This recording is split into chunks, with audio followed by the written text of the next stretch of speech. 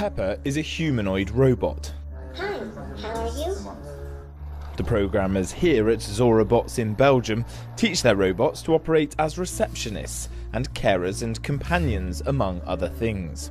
But what if robots like Pepper get so smart through artificial intelligence they could commit a crime? We're producing software for robots, and this is more key because we make the robots do things, so we must be really careful what the robots can and cannot do. The European Parliament wants a clear set of EU laws to decide who's to blame if a robot is used to commit a crime, or commits one accidentally, either the manufacturer, the operator, or even perhaps the robot itself. The European Parliament's proposals aren't only covering humanoid robots like Zora here, are they? No, they're not. Check. There's also driverless cars, drones, medical robots, and robots used in industry. And as the technology expands, new uses are springing up all the time. Lawmakers also have concerns about the amount of data robots will have access to, and with many more robots set to enter people's homes, they're worried the machines could be used to spy on people. There are also fears about job losses, as robots take over positions from people. But it is clear that this has to be transparent and clear to the customer, because otherwise these robots will there will be no trust, and trust is what we need. This proposal is just the first step in putting together European legislation, which could include a rule to ensure all robots have a kill switch to shut them off if something goes wrong. And the EU might set up a special agency to deal with just robotics law. Robots like Pepper and Zora could end up being given special legal status as an electronic person. Christian persecution rose in 2016 for the third year in a row. More than 200 million Christians, or 1 in 12 worldwide, are persecuted. The new World Watch list from the group Open Doors USA found that the most dangerous place for Christians is North Korea. Not surprising, but most of the worst nations on the list are Muslim nations. Believers face torture, beheadings, rape, and the loss of their homes. New Jersey Congressman Chris Smith says the situation for Iraqi Christians is dire. He says the U.S. government must do more. It has been a profound disappointment that the Obama administration has refused to provide U.S. tax dollars to those most in need. Open Doors USA says it hopes the Trump administration will address Christian persecution during its first 100 days in office. This morning, newly uncovered allegations against Fox News. The cable network reportedly reached a financial settlement regarding sexual harassment allegations, this time against star anchor Bill O'Reilly. Hi, I'm Bill O'Reilly. Thanks for watching us tonight. In a draft of a letter of complaint obtained by lawnews.com, a website owned by Dan Abrams, ABC News chief legal analyst, Juliette Huddy, a former Fox News host who had a segment on the O'Reilly factor, claims she was replaced after rebuffing several sexual advances from O'Reilly. I don't know how to explain this, Juliette Huddy. The document alleges in 2011, O'Reilly gave Huddy a tour of his home, where he allegedly moved in and kissed her on the lips. Huddy's lawyers saying she allegedly recoiled and actually fell to the ground. Huddy's lawyers claiming the following week O'Reilly allegedly took her to a Broadway show, dropped the key to his hotel room into Miss Huddy's lap, and when she went to return it, Mr. O'Reilly opened the door wearing nothing but boxer shorts.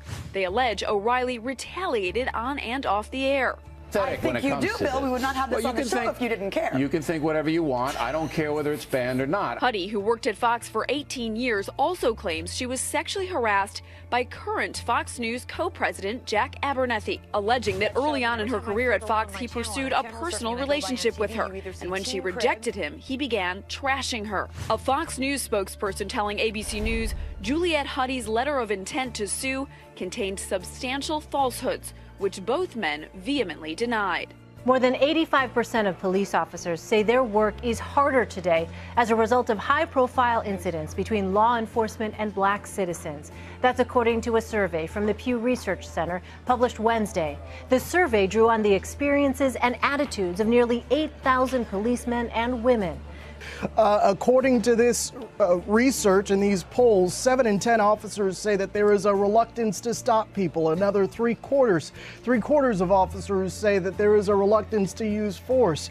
3/4 of officers say that there is increased tension between blacks and police. And so if you are running a police department across the country, you're seeing those numbers, and perhaps you're surprised, but I've talked to a lot of people in law enforcement who say that they aren't surprised by those numbers. In fact, this is a trend that they have been seeing really over the last year or so, maybe even longer than that. And the U.S. military admits to have killed 33 civilians in self-defense in Kunduz, Afghanistan last November. In a statement, the U.S. military said U.S. forces fired at civilian homes that Taliban fighters had been using as bases for attack.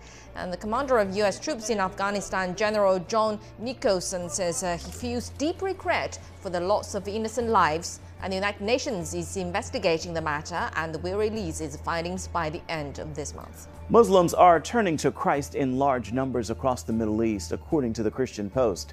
The report says Muslims are turning to Jesus Christ and are viewing Christianity as, quote, the religion of freedom and amid persecution in their country. The Voice of the Martyrs of Canada said, quote, there are thousands upon thousands coming to Christ. There are now an estimated 366,000 Christian believers in Iran, which is up from only 500 in 1979. And church leaders believe that millions can be added to the church in the coming years. When Kai Klepfer points this .40 caliber handgun, it fires like any other weapon. But watch what happens when I give it a try. That clicking sound could signal a revolution in gun safety. The first firearm with the same built-in security as many smartphones. This is the fingerprint sensor. If the gun is picked up by an authorized user, this sensor recognizes the fingerprint and it'll fire. It'll fire. Klepfer thinks he has the technology to make them a reality. I think this could be huge. I think it could really be the future of firearms. He's the founder of BioFire, a startup still headquartered in his parents' house in Boulder, Colorado. Now a freshman at MIT, Klepfer started work on his gun as part of a science project when he was 15 years old. There'd be days where I'd sit down, I'd look up 14 hours later. I hadn't moved from the spot, I hadn't thought about anything else. He realized he couldn't stop mass shootings, but he thought he could still save lives. After all, in 1 year alone, nearly 600 people died in firearm accidents. There were thousands more suicides, many committed with guns that do not belong to the victim. Why did it take 4.5 years to put a fingerprint reader on the side of a gun? Well, it's not as simple of a process as you might imagine. It's not really something anybody's ever done before. Klepfer's weapon doesn't only lock like a smartphone, it charges like one. It's about as simple as it gets. And the invention has won him some deep-pocketed allies. Kai is the Mark Zuckerberg of guns. Ron Conway was an early investor in Google and Facebook. Now, he's putting his money behind Klepfer's smart gun. What Kai has done is used all of the latest technology available to us to innovate a truly authenticated gun. You couldn't do this 5 years ago. But a push for similar guns misfired memorably in the late 1990s. A Colt prototype failed in a major demonstration, and Smith & Wesson dropped its smart gun program after resulting boycotts nearly bankrupted the company. What has changed from then until now to make it possible to make a smart gun like the one you're working on? I would argue pretty much everything. Well, almost everything. Good intentions don't necessarily make good inventions. Steven Sinetti is president of the National Shooting Sports Foundation, the main trade group for companies that make and sell guns. He expressed concern about the reliability of any firearm that depends on battery power. The firearm has to work, and a firearm is not the same as a cell phone. The consequences of a cell phone not working are inconvenience. The consequences of a firearm not working could be someone's life. How reliable is the gun? It's relatively reliable. I know, like, when I'm using it, when I'm testing it, it functions almost every single time. But not every time, as we saw firsthand when Klepfer's prototype, a modified Glock 22, failed. It's red. That's hot. That'll shoot. He shorted it.